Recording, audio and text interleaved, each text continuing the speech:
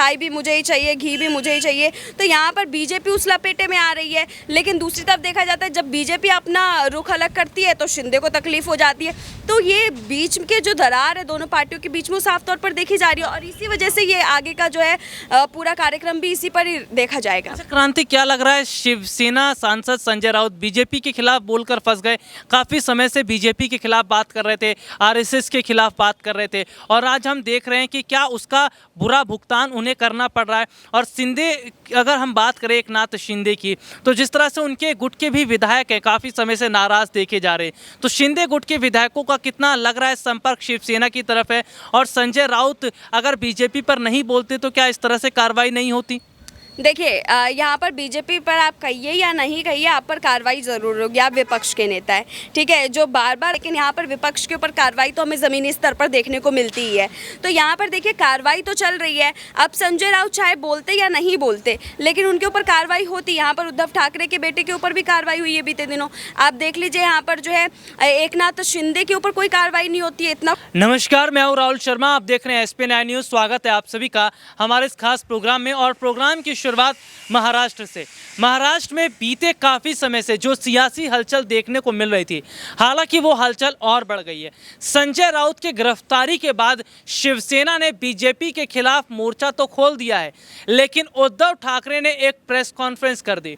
संजय राउत की गिरफ्तारी के बाद उद्धव ठाकरे की प्रेस कॉन्फ्रेंस, जिसमें उन्होंने कहा कि वक्त तो बदलता है, जिसमें उन्होंने ये तक कह दिया है कि अगर वक्त उनका ख़राब चल रहा है तो बीजेपी ये ना समझे कि एक वक्त हमेशा बरकरार रहेगा, क्योंकि अगर वक्त बदला और वक्त अगर हमारा आया तो बीजेपी समझ ले कि क्या हश्र होगा। ये खुली चुनौती उद्धव ठाकरे ने दी है। ऐसे में ये देखा जा रहा है कि संजय राउत की गिरफ्तारी के बाद तमाम तरह के सवाल खड़े होने लगे हैं। सवाल ये कि आखिरकार क्यों ईडी और एनसीबी की जो कार्रवाई हो रही है वो विपक्ष पर हो रही है, सत्ता पक्ष पर क्यों नहीं होती? क्या मोदी सरकार आज सत्ता में रहकर अपनी पावर का गलत इस्तेमाल नहीं कर रही है? इसी मुद्दे पर मेरे साथ बातचीत करने के लिए मौजूद हैं हमारी सहयोगी क्रांति। और क्रांति, बहुत बहुत स्वागत है सबसे पहले तो इस प्रोग्राम में। क्रांति, पहला सवाल यही है, अगर हम देख रहे हैं कि कानून सबके लिए बराबर होना चाहिए, संविधान में अधिकार सबको बराबर दिए, लेकिन क्यों सरकार एक तरफा काम कर रही है? ईडी, एनसीबी, बुलडोज़र, वो विपक्ष के लिए ही, सत्ता पक्ष के लिए नहीं, जबकि स्मृति ईरानी की बेटी का सच सामने आया।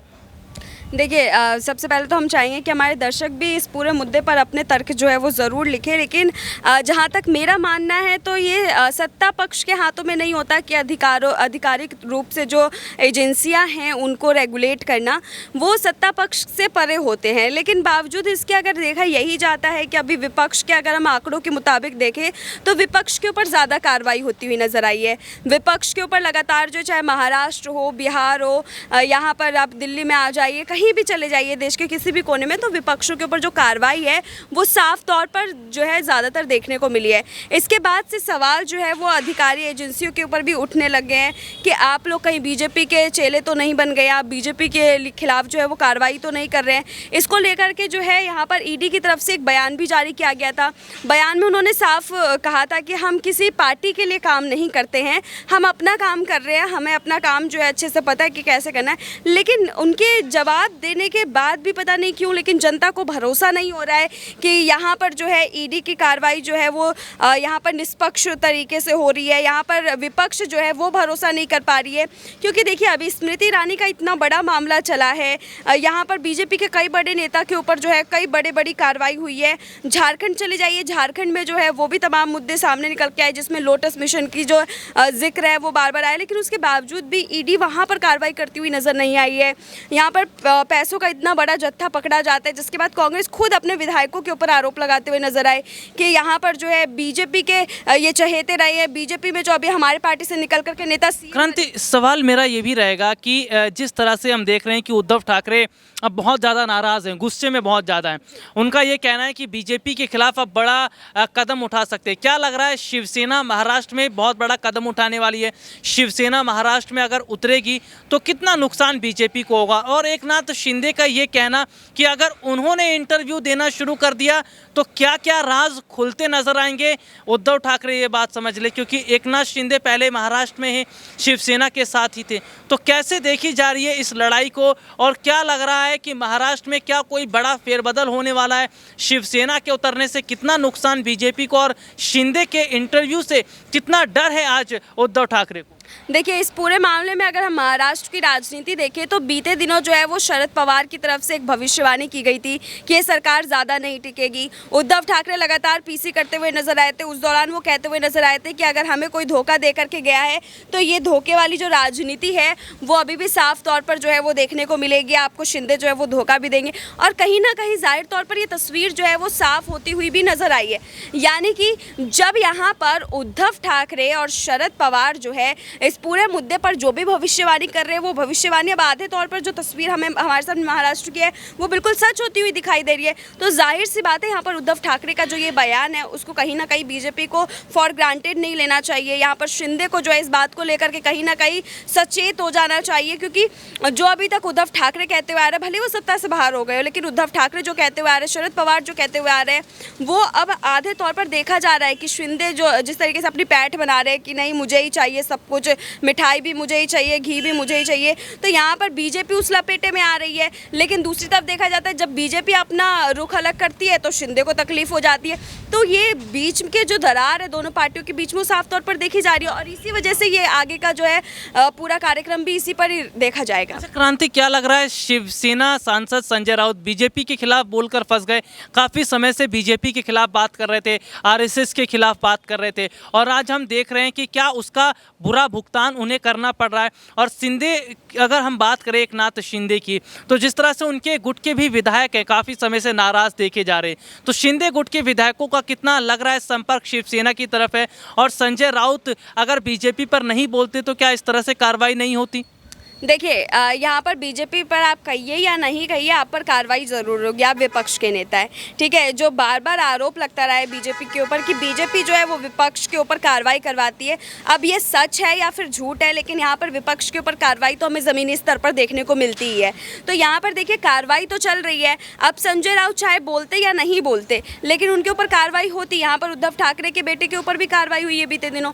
आप देख लीजिए, यहाँ पर जो है एकनाथ शिंदे के ऊपर कोई कार्रवाई नहीं होती, इतना कुछ बोल के चले जाते हैं। आज भी सुबह वो जब बयान दे रहे थे संजय राउत को लेकर के, तो भी बड़े बोल जो है वो यहाँ पर बोलते हुए नजर आए। यहाँ पर कुछ भी शब्द बोल रहे थे किसी नेता के लिए, संजय राउत के लिए आप बोल रहे हैं इस पूरे मामले में, तो यहाँ पर साफ तौर पर देखना जो है यहाँ पर लाजमी है कि यहाँ पर वो कुछ भी बोल के चले जाए, लेकिन उनके ऊपर कोई कार्रवाई नहीं हो रही है। और दूसरी तरफ अगर यही बोल जो है अगर संजय राउत बोलते, यही बोल जो है अगर कोई और नेता बोलता, तो यहाँ पर बीजेपी भी भड़कती हुई नजर आती और शब्दों के चयन सिखा रही होती। अच्छा क्रांति, भविष्यवाणी की जो बात हो रही है, कभी शरद पवार की भविष्यवाणी, कभी उद्धव ठाकरे, संजय राउत भी लगातार भविष्यवाणी कर रहे हैं। जो भविष्यवाणी हो रही है, क्या लग रहा है, क्या वाकई महाराष्ट्र में सरकार गिरने की उम्मीद है? शिंदे गुट की विधायक भी कई बार बीजेपी पर भड़के हैं, और अगर एक बार फिर कमान अगर आती है उद्धव के हाथ में तो कैसा रहेगा महाराष्ट्र का माहौल? और उद्धव ठाकरे ने तो खैर खुली धमकी दे दी है, वक्त सबका आता है, और अगर वक्त उनका आया तो बीजेपी की मुश्किलें बढ़ेंगी। देखिए, कह पाना बेहद ही मुश्किल है कि शिंदे गुट और बीजेपी के बीच जो तकरार चली और तकरार जो है वो टूटने पर बात आ जाएगी।